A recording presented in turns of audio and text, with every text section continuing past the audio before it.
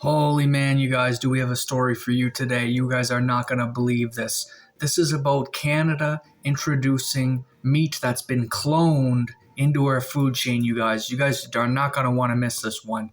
Canada is about to let cloned meat enter our food supply, and without labels and without people even knowing about it, you could buy beef or pork in the stores, in the grocery stores today, without labels and not knowing that you're buying cloned pork or beef. It could be the offspring of the cloned animals, and you would never even know it. So let's break it down and talk about what's happening in Canada today and why this should matter to every Canadian. Welcome to my channel. I'm David Duthie. Today we're going to be talking about a story that's flying under the radar a little bit for now. Health Canada is changing the rules so cloned cattle and pigs and their offspring can be sold in Canada just like normal meat with no special review and no warning label to the consumers, and what this means for Canadians.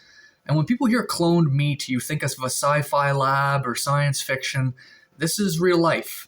This policy deals with animals created using something called somatic cell nuclear transfusion, basically taking the DNA from one animal and creating a genetic copy of it. Okay, this is for animals. They're cloned and they can grow normally, they reproduce normally, and their offspring look and behave like regular cattle and pigs. The change means the meat from cloned animals and their offspring can go directly into our grocery stores without being called novel food anymore. And there's no safety review and there's no labels. And here's where people start to get nervous about this, because Health Canada says cloned meat is equivalent to regular meat. Because of that, they're removing all the requirements for a pre-market safety review. So it's not even getting reviewed. And one big no mandatory labeling. So the people who process this don't have to label it. That means if a pack of ground pork or beef comes from the offspring of a cloned animal, you'll never know unless the company tells you. You'll never know. I want to stress this, you guys. Some farmers, farming groups and food companies are already saying this hurts transparency and trust with the Canadian government.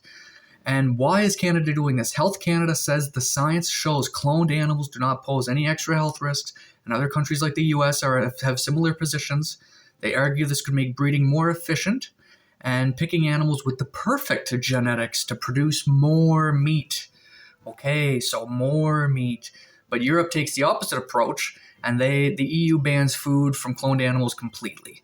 What this means for Canadians, grocery stores won't show which meat is cloned or not, so you'll never even know the difference when you're buying your meat.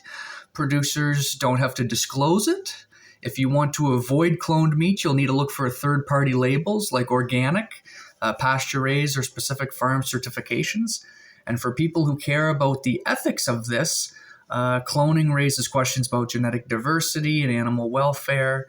And, it's not far off once we start messing around with genes. Final thoughts. I'm not here to tell you cloned meat is dangerous as an individual, but I'm here to say the public deserves more transparency when they buy their food at the grocery stores.